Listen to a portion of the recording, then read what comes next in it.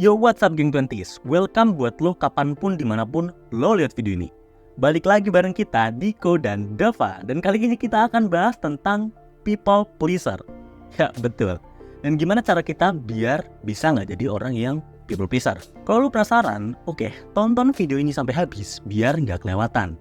Dan dari konten ini, lo bisa dapat insight dan prinsip yang bisa lo bawa kemanapun lo berada.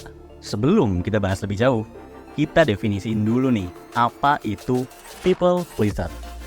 Seorang people pleaser adalah seseorang yang cenderung selalu berusaha memuaskan orang lain. Bahkan rela buat merasa nggak nyaman atau ngorbanin diri mereka sendiri.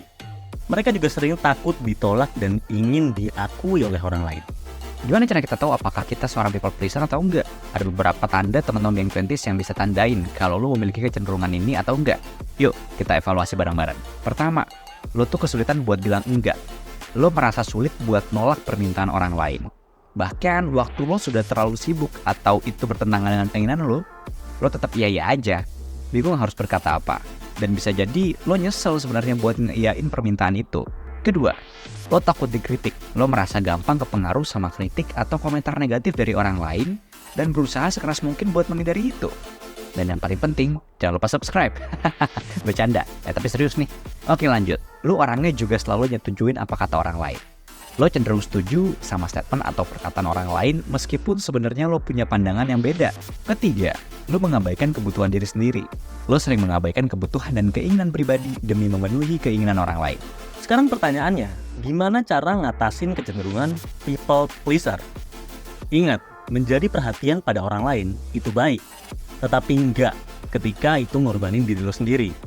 Ini beberapa solusi untuk bantu lo biar enggak jadi seorang yang people pleaser. Pertama, pahami nilai diri sendiri dulu. Gimana maksudnya? Gini, memahami diri sendiri itu memang perlu proses yang panjang. Dan masing-masing dari kita pasti selalu belajar hal baru tentang diri kita sendiri. Never ending learning.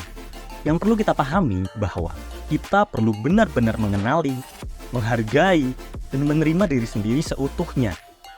Ini termasuk mengenali kekuatan dan kelemahan kita, teman-teman. Apa yang lo yakini dalam hidup dan apa tujuan yang lo mau gapai. Memahami nilai diri sendiri adalah tentang menyadari prinsip hidup lo seutuhnya. Akhirnya lo bisa jadiin kebahagiaan dan kenyamanan pribadi sebagai prioritas yang utama. Nggak jadi sasimo, karena sini mau. Nah, gimana caranya biar nggak jadi orang yang sasimo? Lo harus belajar bilang enggak.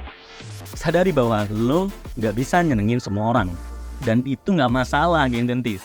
Belajar buat bilang enggak dengan tegas ketika lo ngerasa terbebani. Nah, gimana caranya lo bisa terbiasa bilang enggak? Tetapin boundaries atau batasan yang jelas dalam hubungan lo.